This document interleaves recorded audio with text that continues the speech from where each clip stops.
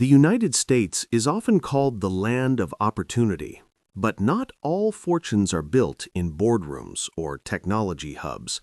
Some of the biggest empires in modern America grew in the shadows through drugs, smuggling, and blood money. From desert border towns to glittering skylines like Chicago, Los Angeles, and New York, Mexican cartels quietly shaped an underground dynasty worth billions. These men weren't just traffickers. They were businessmen, politicians' allies, and master strategists who turned crime into a corporate machine. Their money flowed into banks, real estate, trucking fleets, and even nightclubs, becoming indistinguishable from the wealth of legitimate tycoons. This is the untold story of 5 of the richest Mexican criminals in the United States, how they built their empires, where their fortunes still hide, and why their shadows still stretch across America today. The United States has often been described as the land of opportunity, a place where hard-working people can build better lives. For many, success comes through jobs, education, or business. But for others, opportunity is found in the hidden world of crime. Some men from Mexico crossed the border with more than just drugs. They crossed with ambition, dreams of power, and the determination to build empires. These empires stretched from dusty desert border towns in Arizona to crowded streets in Chicago and Los Angeles nightclubs. For decades, drug lords controlled billions of dollars. They did not simply hide money under beds or bury it in fields. They washed their fortunes by investing in houses, trucking companies, nightclubs, and even secret accounts in other countries to avoid the law. American justice tried hard to stop them, but many of these criminals always stayed one step ahead. Their money and influence made them powerful, and their stories still echo today. This is why their names remain important in America's underworld history. This book looks at 5 of the richest Mexican criminals in the United States. It shows how much money they earned, how wide their networks grew, and why their power is remembered even today. Each man left behind a lasting shadow. Number 5 on the list is Juan Garcia Abrego. At his peak, his fortune was estimated at $500 million. He rose to power before El Chapo became famous, making him the first Mexican drug lord to dominate the American market. In the 1980s and 1990s, Abrego led the Gulf Cartel. Unlike small dealers on city streets, he thought bigger. He built strong ties with the Cali cartel in Colombia, one of the largest cocaine producers in the world. By cutting out middlemen, Abrego created direct deals with Colombia. This allowed him to push tons of cocaine into American cities such as Houston, Dallas, and beyond. His system gave him more profit, more power, and more control than others. Abrego transformed the Gulf Cartel into a global crime company. His empire included smuggling networks hidden inside Texas ranches, fleets of trucks carrying legal and illegal goods, and warehouses near border towns that became centers for cocaine distribution across the United States. Ranches looked ordinary from the outside, but inside they stored drugs, money, and weapons. Trucks appeared to carry furniture, food, or electronics, but many carried cocaine. Warehouses were used like offices where drugs were packed and prepared to reach other cities. What made Abrego especially dangerous was his mind for business. He treated his cartel like a large company. He had systems, managers, and workers. Everyone had a job, from moving drugs to cleaning the money after it was earned. He laundered money through real businesses. Some of his profits went into construction projects, others into oil companies or trucking firms. These companies looked honest, but were built on drug money. This helped him turn dirty cash into clean, powerful wealth. Abrego's rise was not only about money, It showed Mexican traffickers that they could go beyond small smuggling jobs. They could control entire markets inside the United States. His model of thinking big became the path for future drug lords. El Chapo, El Mayo, and many others followed this path, but without Abrego's example, they might never have reached their enormous success. He proved that Mexican cartels could work like global corporations, competing and even surpassing Colombian traffickers. In Mexico, Abrego was feared. In the United States, he was hunted. But no matter where he went, he carried power with him. His name became a warning, his actions a lesson, and his empire a symbol of organized crime's growth. Even after he was captured, stories about his hidden millions remained. People believed his money was still active in businesses across Texas and beyond. His legacy proved that once criminal money enters the system, it is almost impossible to fully remove. Abrego may have lost his freedom, but his influence lasted. His empire shaped the way modern cartels operate. He taught them that drugs bring fast cash, but smart business creates lasting power. His story is the beginning of this criminal dynasty. Abrego's cartel was not like small street gangs that worked in back alleys. His organization looked more like a huge company. He had accountants who tracked money, lawyers who solved problems, and experts who planned how cocaine moved across the border. The goal was clear. Drugs flowed north into the United States, and money flowed south into Mexico. Every step was planned carefully. Every person had a role. The system was strong, steady, and built to make sure nothing was wasted.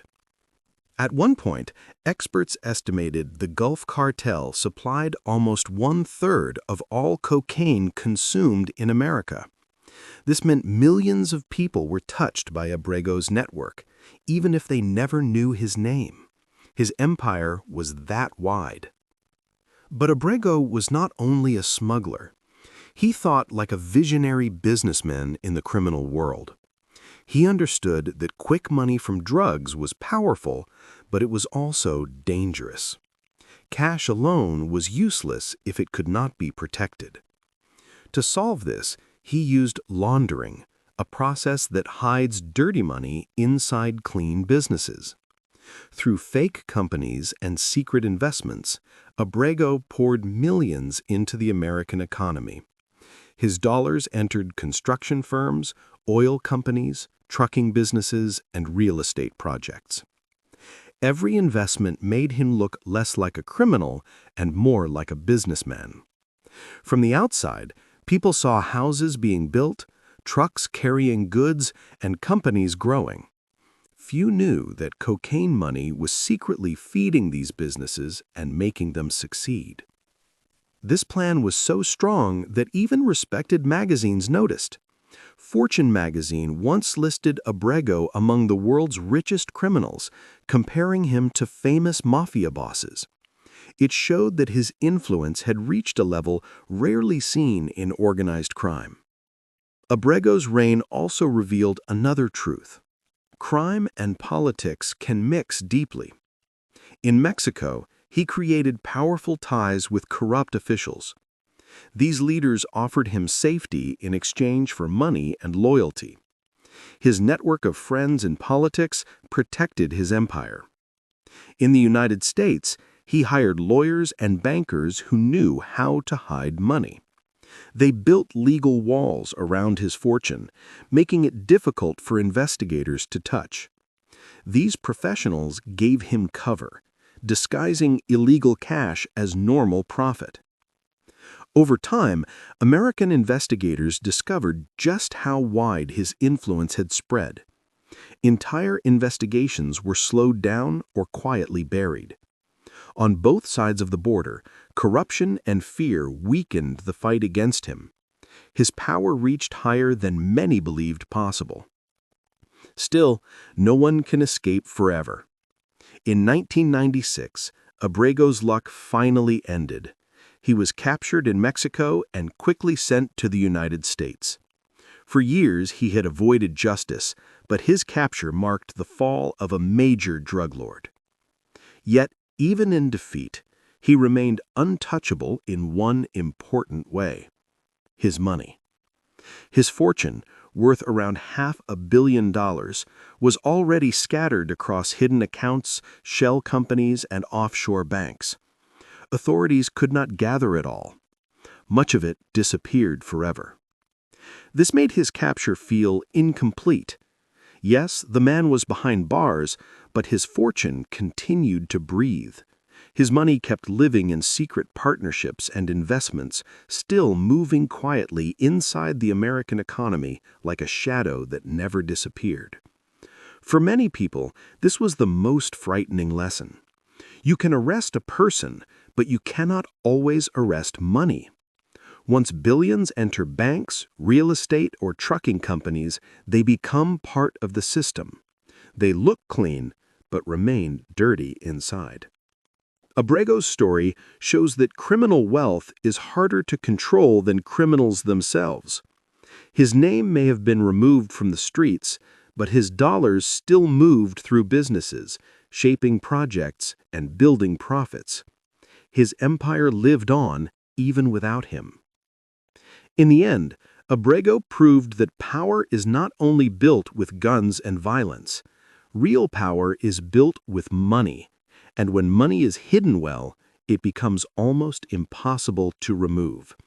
That lesson outlasted him and guided future cartels. Many of Abrego's assets were never recovered, even after his arrest. To this day, people in Texas whisper that millions of his hidden dollars are still alive in businesses. These funds may continue to support construction projects, trucking companies, and real estate. The scary part is that these businesses often appear completely normal. A building project looks like any other. A trucking company appears regular, and a house deal seems ordinary. But deep inside, they may still carry the fingerprints of cartel money. For many experts, Juan Garcia Abrego represents a turning point in cartel history. He was the first Mexican trafficker who proved that cartels could grow beyond simple smuggling. He showed that they could dominate the entire wholesale drug market in America. Abrego created a model of running drugs like a corporate empire. He managed money, transport, and power like a large company. This system gave future leaders, such as El Chapo and El Mayo, a guide to build even larger empires. Without Abrego's blueprint, the billion-dollar cartels we know today might not have reached their size.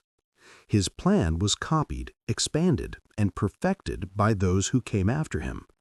This is why his name is remembered as one of the most important. After Abrego, another story began to rise in Chicago. Two brothers, Pedro and Margarito Flores, became famous in the underworld. They were known as the Flores twins, and their estimated fortune was between $600 and $700 million.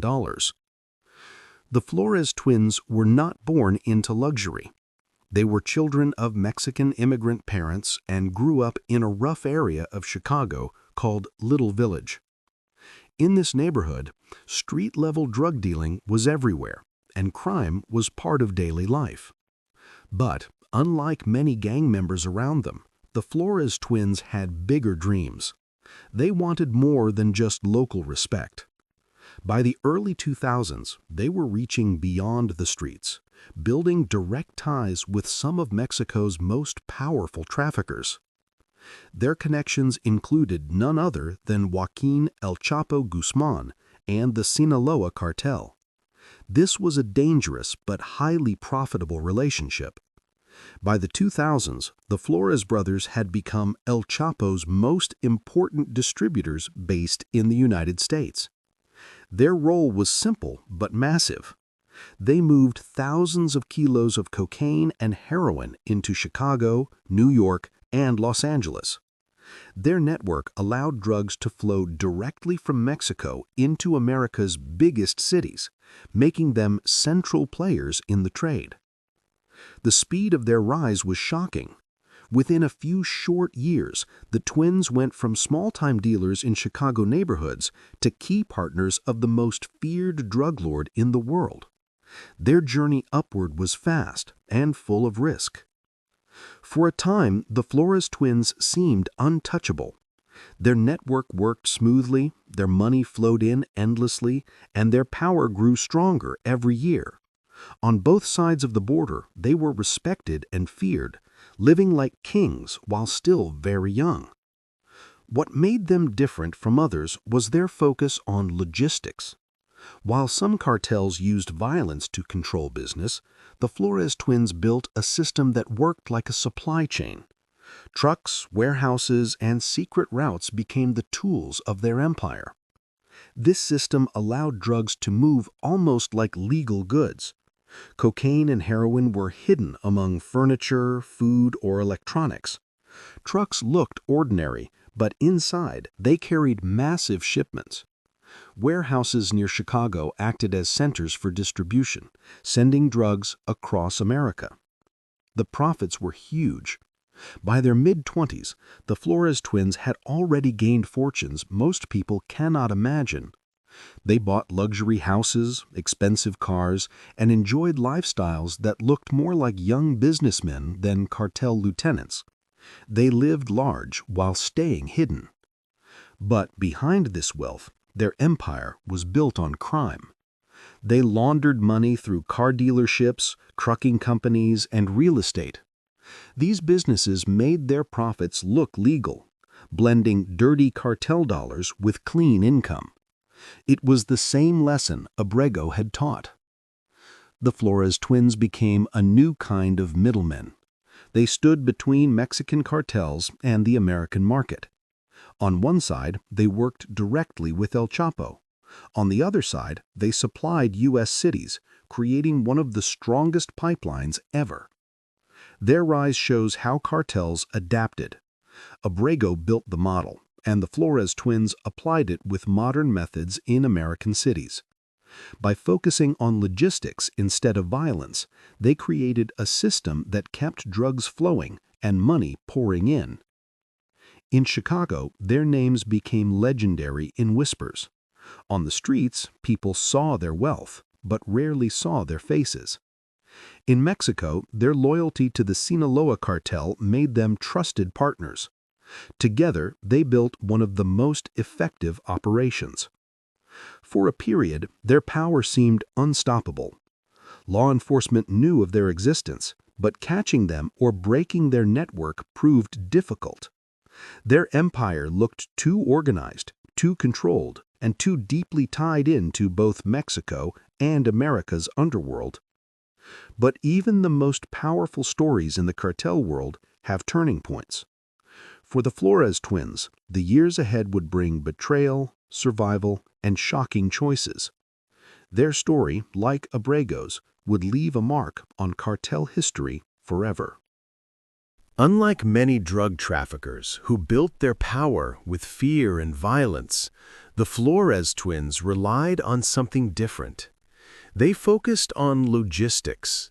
This meant organizing transport and distribution in a way that looked professional, clean, and highly efficient.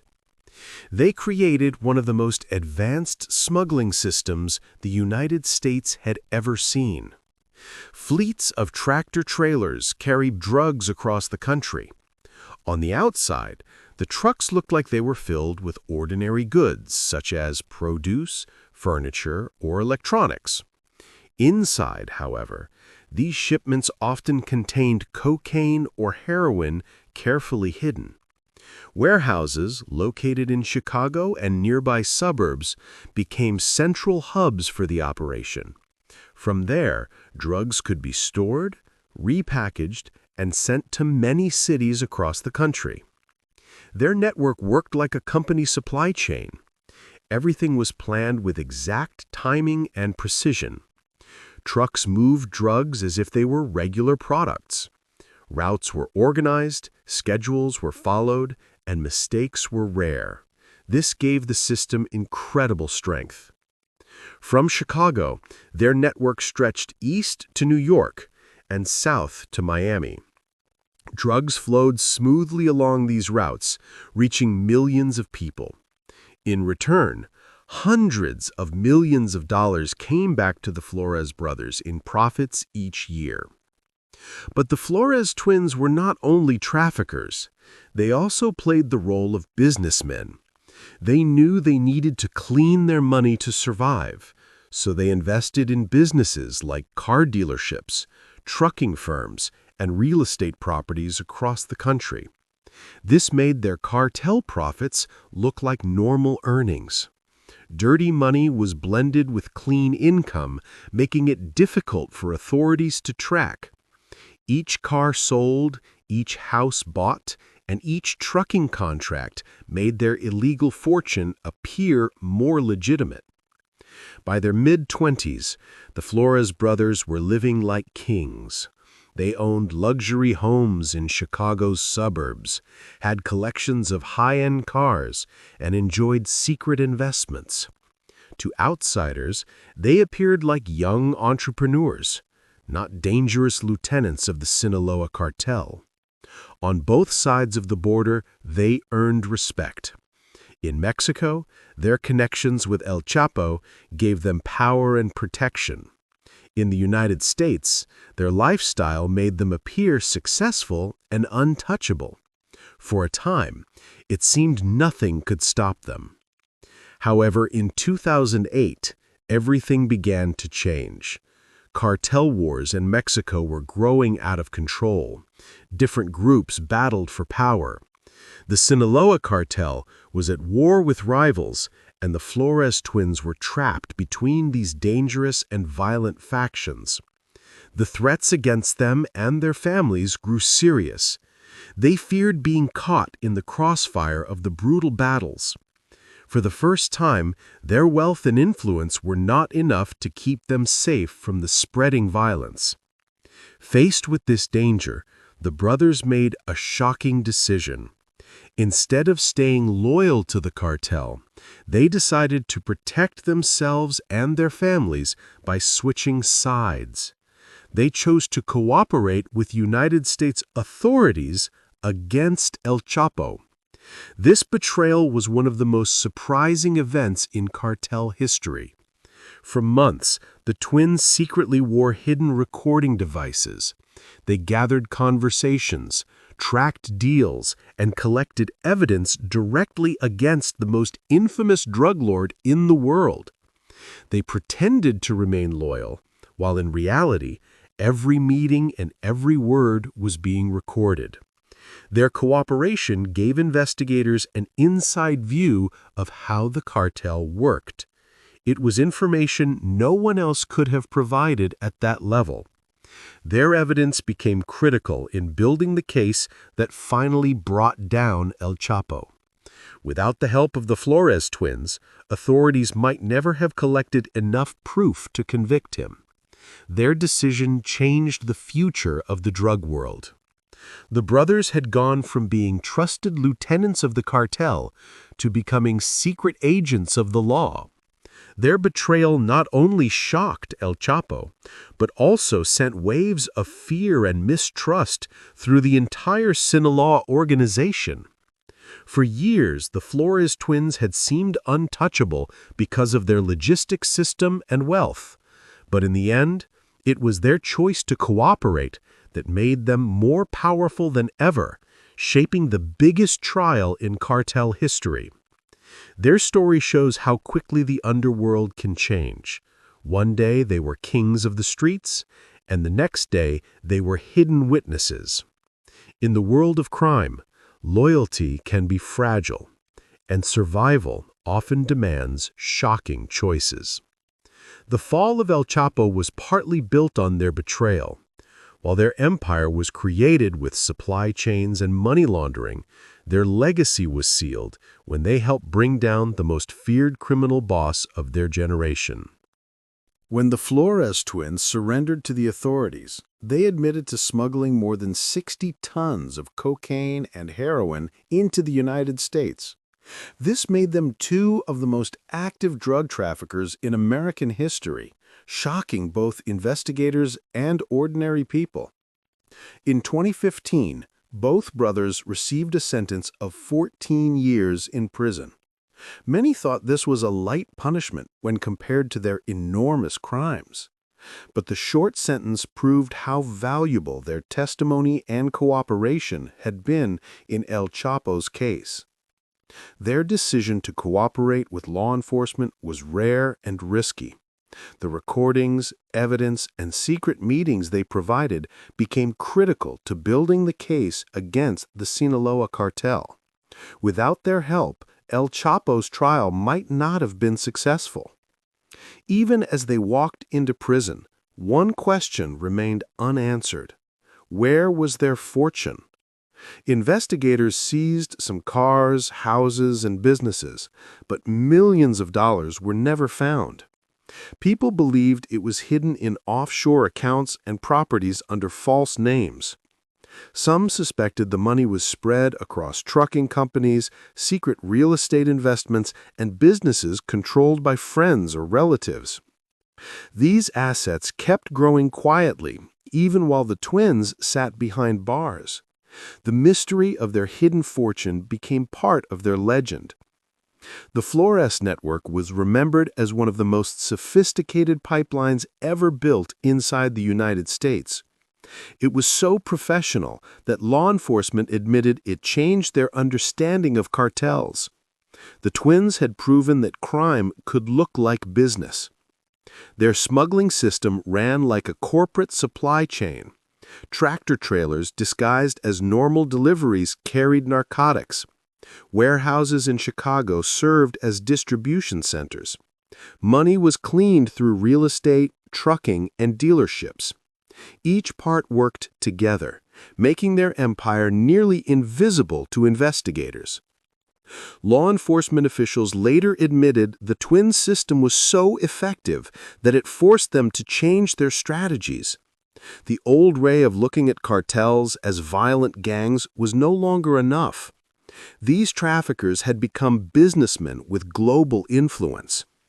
For many, the story of the Flores twins is not only about drugs, it is also about how blurred the line between crime and business can become. They lived like entrepreneurs, but built their wealth from narcotics that destroyed countless lives. Their luxury homes, expensive cars, and secret investments gave them the appearance of respectable young men. Yet behind this image was a dark truth. Their empire was built on addiction, violence, and smuggling. Their story revealed the double life of cartels. Even in prison, their names carried weight. The brothers were remembered not only for their crimes, but also for their betrayal. They had once been loyal partners of El Chapo, but fear for their families made them turn into government witnesses. Their decision showed how survival often matters more than loyalty in the underworld. The twins chose protection and a future for their loved ones over the cartel. This choice changed history and sent waves of mistrust through the Sinaloa organization. To this day, the Flores story remains a lesson for both criminals and law enforcement. It shows how power can rise from poor neighborhoods, how money can hide inside clean businesses, and how betrayal can break even the strongest of alliances. After the story of the Flores twins, another chapter begins with a man who lived very differently. He did not chase fame or enjoy the spotlight like El Chapo. Instead, he ruled quietly, avoiding cameras and public attention. His name was Ismael Zambada. Known as El Mayo, he was one of the co-leaders of the Sinaloa cartel.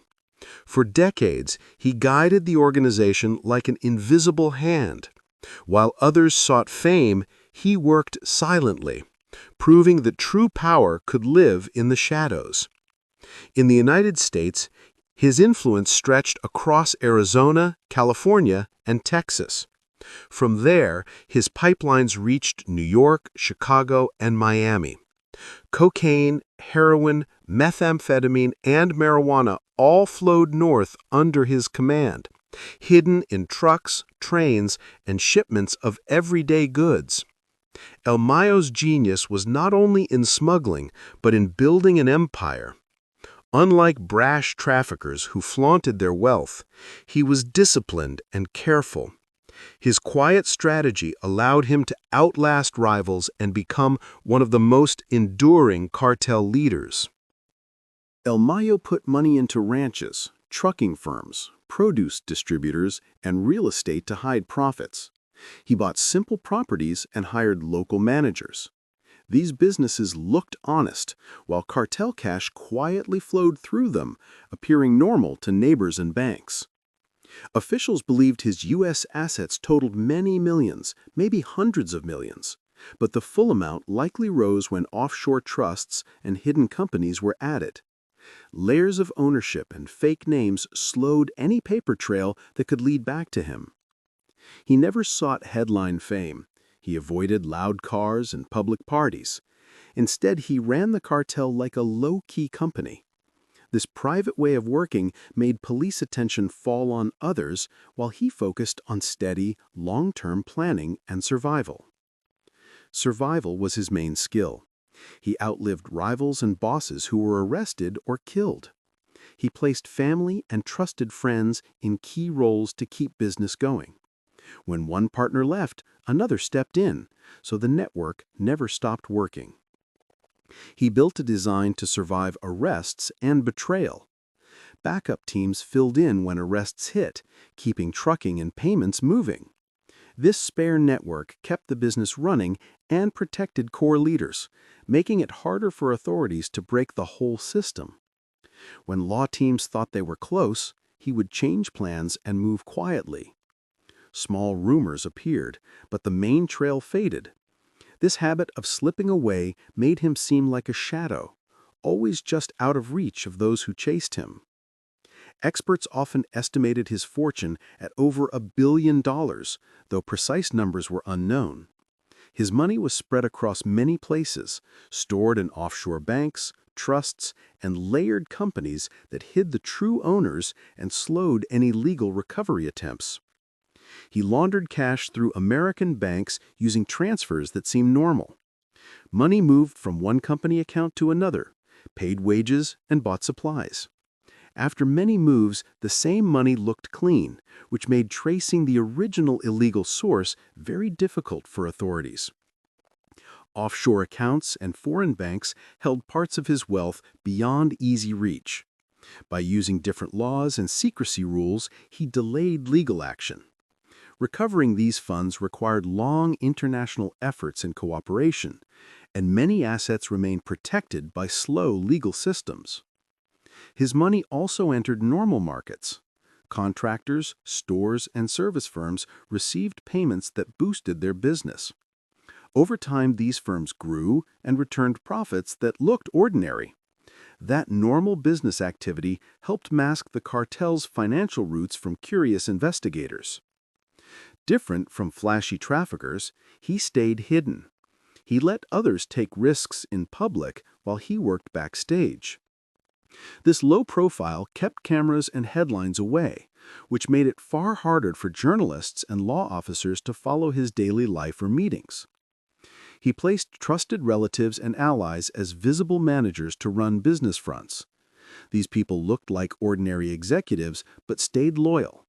If danger came, they closed accounts or moved funds, protecting the inner network and the leaders who remained hidden from view. His influence showed in many shipments across the border, even when his name did not appear. He planned routes using trucks, trains, and produce containers to move drugs north. This approach made cargo look ordinary while hiding contraband inside common goods shipped daily. He avoided public phones, known meeting spots, and visible travel plans. Instead, he used careful meetings and trusted messengers to pass orders. These practices made it difficult for police to find proof of his exact location or record his conversations for an airtight case. Investigators often felt frustrated when leads went cold. People changed names, moved addresses, or used new companies. This constant shifting and identity changes slowed law work and made many investigations take years, with limited success in recovering funds or catching top leaders. His businesses offered real jobs and paychecks to local workers who believed they worked for honest firms. Ranch hands, truck drivers, and warehouse staff received normal wages. This real work gave communities a reason to see those firms as legitimate local employers. Over time, his money blended into towns through houses, shops, and fleets. Locals saw renovated homes and new trucks and assumed business was growing. This slow blending of cash into legal markets made it harder for officials to detect the criminal origin of funds. Even after other arrests, his network rerouted funds and opened new fronts. Friends and relatives in other countries helped move cash through accounts and companies. This steady movement kept the core operations alive and placed assets out of reach of local courts. To U.S. authorities, he was a major mystery and a priority. They called him dangerous because of his patience, secrecy, and careful planning. Catching him required long cases, quiet international work, and steady gathering of evidence over long periods. His face was seldom seen, but his money left small signs across cities and country towns. New stores, renovated homes, and trucks suggested growth. Yet these signs hid criminal roots. Together, these traces told the quiet story of hidden cash shaping local life. This story shows a hidden danger, silent power that hides in banks, ranches, and companies. When criminals act like honest businesses, removing their influence becomes very hard. Banks, police, and laws must work longer and smarter to track money and break empires. While El Chapo became famous around the world, El Mayo became something different and more dangerous. He became invisible. In the criminal underworld, invisibility is often the most valuable power of all, because it makes survival easier and capture nearly impossible. Now the story moves to another figure, Rafael Caro Quintero. His estimated fortune was between $1 and $2 billion. He became known as the narco of narcos, one of the original architects of modern Mexican drug trafficking operations. Alongside Miguel Angel Felix Gallardo and Ernesto Fonseca Carrillo, he co-founded the Guadalajara cartel in the late 1970s and early 1980s. This group created the first big organizational model that would later lead to even larger cartels, such as Sinaloa. Before his rise, drug smuggling across the U.S.-Mexico border was unorganized. Small local traffickers ran small-scale operations, each working on their own.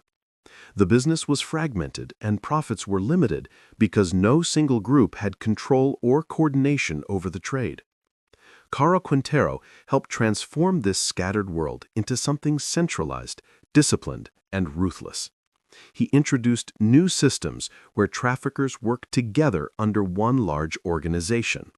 This gave them more power, more money, and much greater influence over both markets and politics. His vision was industrial in scale. He created vast marijuana plantations in remote valleys of Mexico. Some farms stretched across hundreds of acres. These operations required thousands of workers, pilots, and armed guards to protect the plants and control production. The plantations were run like factories. Workers planted, harvested, and prepared the drugs for shipment. Pilots flew small planes, moving drugs to secret locations. Guards stood watch with weapons to make sure no one interfered. The system was both large and efficient. At the same time, Caro Quintero established direct ties with the Colombian Cali cartel. This connection gave him access to steady shipments of cocaine.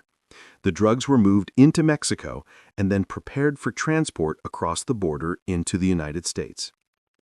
By the early 1980s, caravans of trucks and private planes moved tons of drugs north every year. The flow of marijuana and cocaine was endless, and the profits were staggering. The Guadalajara cartel grew quickly into one of the strongest in the world. The scale of money shocked both governments. Millions of dollars turned into billions as the cartel expanded. Caro Quintero and his partners became incredibly wealthy.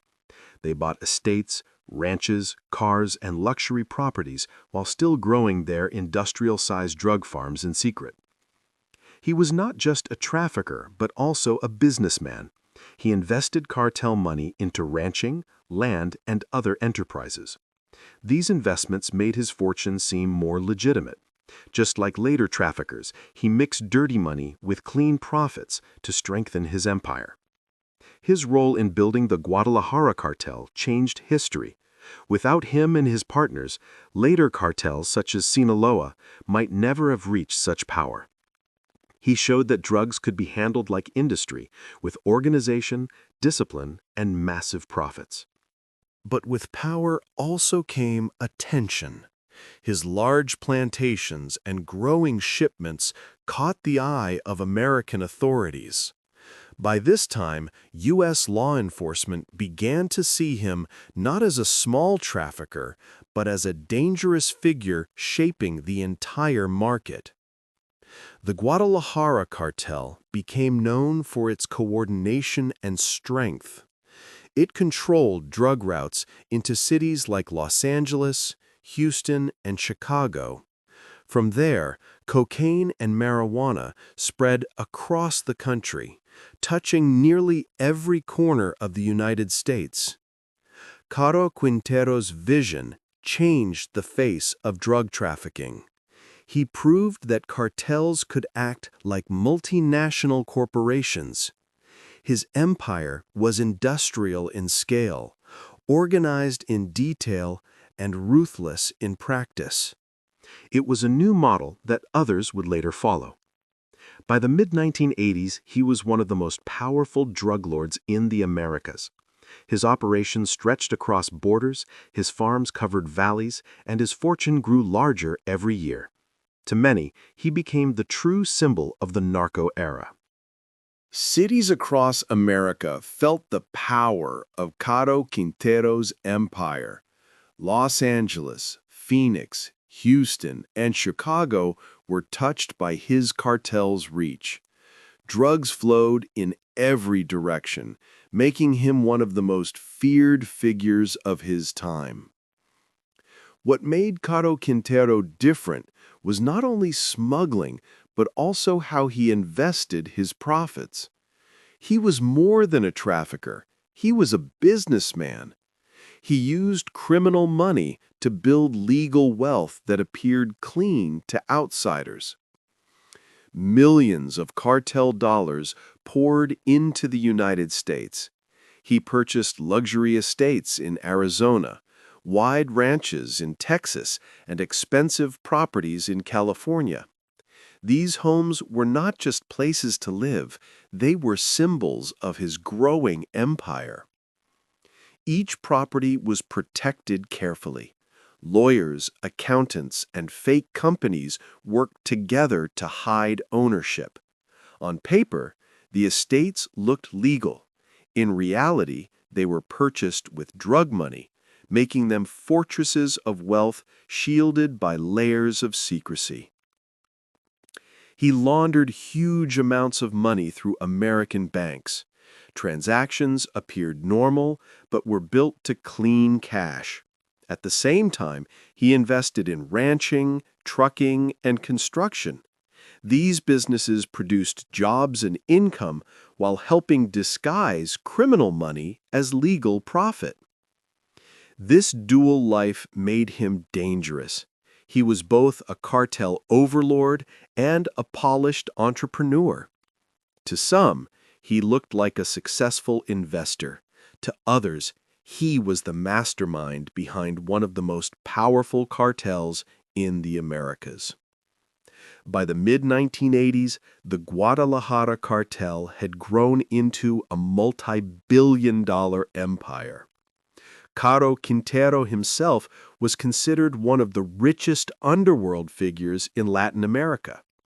His fortune, influence, and reputation made him a central figure in the drug trade. But his empire carried a dark stain. In 1985, DEA agent Enrique Kiki Camarena was kidnapped, tortured, and murdered. This event changed everything.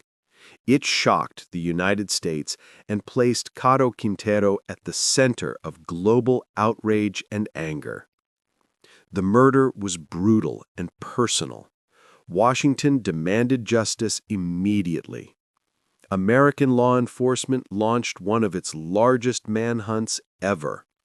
For the U.S., the killing represented not only cruelty, but also cartel arrogance and open defiance against the government. Almost overnight, Caro Quintero became the face of cartel brutality. His fortune and business skills no longer impressed. His name was tied to violence and murder. In both Mexico and the U.S., people now saw him as a ruthless enemy. Later, in 1985, Mexican authorities captured him. He was tried, convicted, and sentenced to decades in prison. To many observers, it looked like the reign of the narco de los narcos had ended. His empire seemed broken and his power finished. Yet his story did not truly end there. Even while imprisoned, rumors of hidden wealth continued. People believed his billions were protected in offshore accounts, secret companies, and hidden properties. His legend grew as people whispered about fortunes still moving. In 2013, after nearly 30 years behind bars, a surprising event occurred. A controversial court ruling in Mexico led to his sudden release. The decision shocked governments and law enforcement. Both Mexico and the United States were stunned by the news. Almost immediately after release, Caro Quintero vanished. He disappeared into the mountains of Sinaloa, leaving behind unanswered questions. Where was his hidden fortune? Would he try to rebuild his power? His escape reignited fear that his story was far from finished. Caro Quintero disappeared into the mountains of Sinaloa and lived like a shadow. Reports said he tried to rebuild his power in the drug trade while hiding in remote valleys. For years, he stayed out of sight and moved quietly. For nearly 10 years, he escaped capture, even with the FBI searching widely and offering a $20 million reward. Local helpers, hard terrain, and secret safe houses helped him stay free while investigators followed leads that often grew cold. His eventual rearrest in 2022 by Mexican Marines closed a long chapter of hiding and running. But it raised new questions about money hidden long ago. Many asked where his fortune had gone and who still controlled those secret accounts. Investigators said much of his wealth was never found. They pointed to offshore banks in the Caribbean and Europe, property deeds listed in false names, and investments tucked inside American companies that seemed ordinary to customers and trusted managers. Unlike money buried in fields or left in cash piles, Caro Quintero layered his fortune through legal steps. Bank transfers, shell companies, and fake contracts helped the money appear clean. This careful layering delayed law teams from spotting the truth. Once cartel dollars cross into American banks, construction projects, or real estate, they change form. They look like wages, loans, or payments for goods. By the time investigators trace them, the money has mixed with honest income and seems normal. For many law officers, Caro Quintero became a symbol of how deep cartel money can reach. His wealth moved into towns, businesses, and banks, changing ordinary places. These hidden streams of money quietly shaped communities and local markets for decades. His story taught a hard lesson. Arresting leaders does not erase empires. The fortunes often survive arrests and runs, moving through small companies and banks until they seem part of regular trade. Money outlives people and still keeps working quietly. Then the story moves to the top. Joaquin, El Chapo Guzman. He stood at the very top with an estimated fortune of $2 to $3 billion. His name became known worldwide for both wealth and violent power.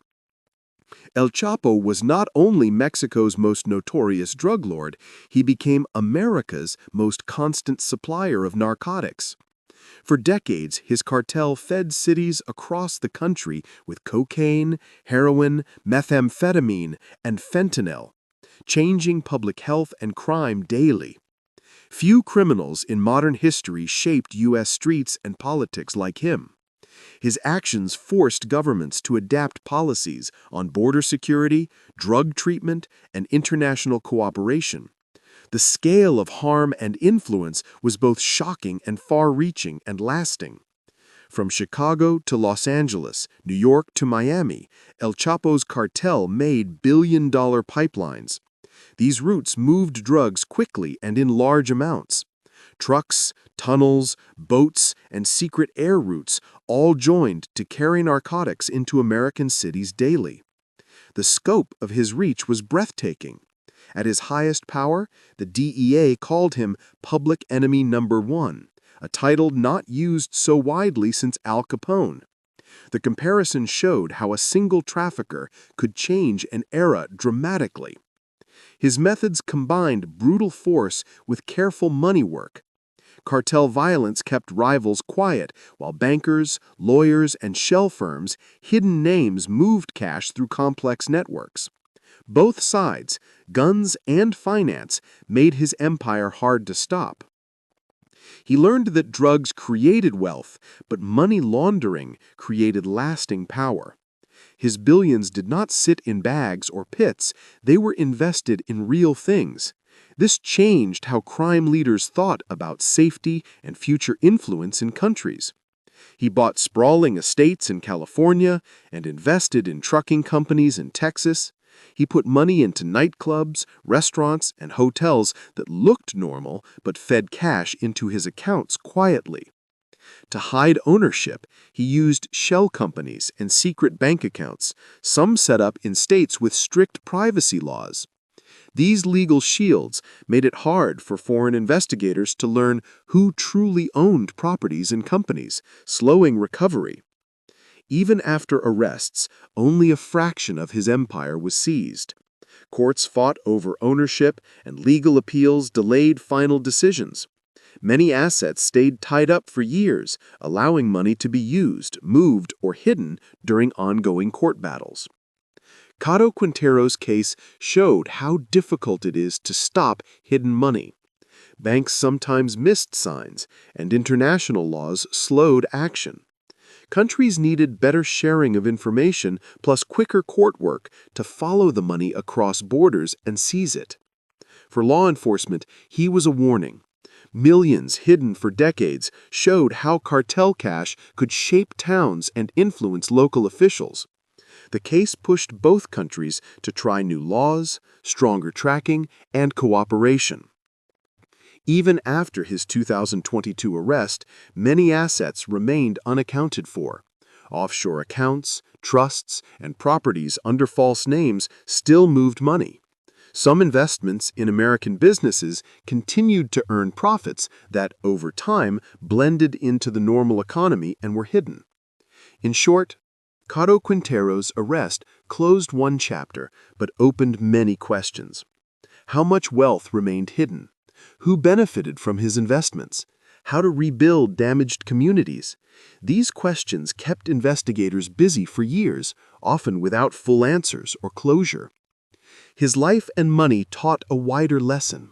When criminal cash mixes with banks and property, it slips under the radar, grows into normal markets, and helps new crimes to take root.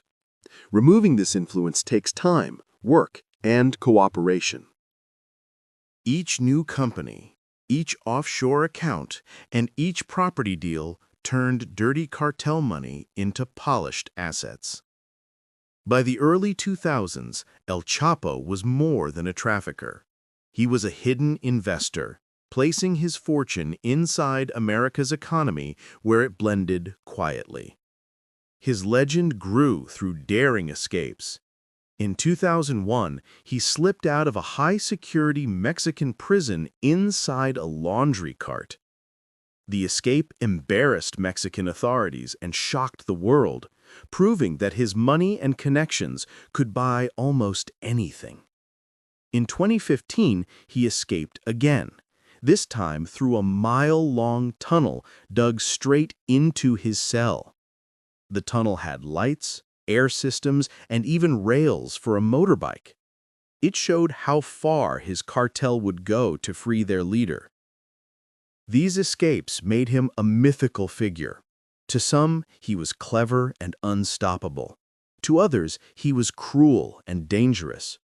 News reports spread his story worldwide, making El Chapo a household name and cementing his reputation as a criminal mastermind.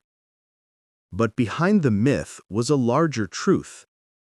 The Sinaloa cartel was built to survive with or without him. His network was so organized that even during his arrests or trials, the money and drugs continued to move without pause. In 2017, after years of pursuit, El Chapo was extradited to the United States. His trial in New York revealed the scale of his empire. Witnesses described shipments, bribes, murders, and money laundering. The evidence painted him as one of history's deadliest traffickers. He was convicted and sentenced to life inside the Colorado Supermax, America's most secure prison. Law enforcement celebrated, calling it a historic victory. They believed his arrest was the end of an era. But money, once spread, is harder to cage. The U.S. government sought to seize $12 billion connected to his operations, yet only a small part was ever found. Billions vanished into a maze of shell companies, secret accounts, and offshore holdings that investigators could not fully untangle. Experts estimate that $2 to $3 billion of his wealth still circulate today. These funds are tied to properties under fake names, investments in trucking or import companies, and shares of legitimate U.S. corporations. Much of it looks like normal capital. Recovering these billions is nearly impossible. Once drug money enters banks or businesses, it mixes with clean profits. The moment it becomes wages, rent, or returns on investment, the original source is hidden. At that point, the money looks completely legal. This is El Chapo's lasting legacy. His empire is not measured only by the drugs that destroyed communities, but also by the invisible streams of cartel money still flowing through the veins of the U.S. economy. His shadow remains, despite his prison walls. Though he sits in a concrete cell in Colorado, his presence lives on in the billions that passed through American banks, in fortunes hidden under new names, and in the networks that continue trafficking across borders. His empire survived the fall of his king. The Sinaloa cartel continues to thrive. New leaders stepped in to manage operations, using the same logistics, smuggling routes, and laundering methods. The cartel has proven able to replace individuals, showing that the system is larger than any single man. Both Mexico and the United States still face the echoes of El Chapo's rise. His empire fueled violence, shaped border security policies, and left families across both countries devastated by addiction. His money influenced politics, business, and local communities in unseen ways. From Juan Garcia Abrego's cocaine pipelines to El Chapo's billion-dollar dynasty, these five figures reshaped organized crime. They were not only traffickers. They were businessmen who built systems of survival, influence, and wealth that continued to challenge governments even after arrests. The United States has captured, tried, and locked away many cartel leaders. But the money tells another story. Once billions enter the financial system, they rarely disappear. They continue to circulate, hidden in homes, companies, and investments that look legitimate. In the end, the richest Mexican criminals in America teach one chilling truth. When crime grows into billions, it does not vanish with prison sentences. It becomes dynasty, outliving its founders and surviving as part of the very economies it corrupted. The story closes, but the lesson remains. El Chapo may be caged, but his empire's shadow stretches far beyond his prison walls. His fortune still pulses through businesses and banks, a reminder that when crime becomes industry, it rarely dies.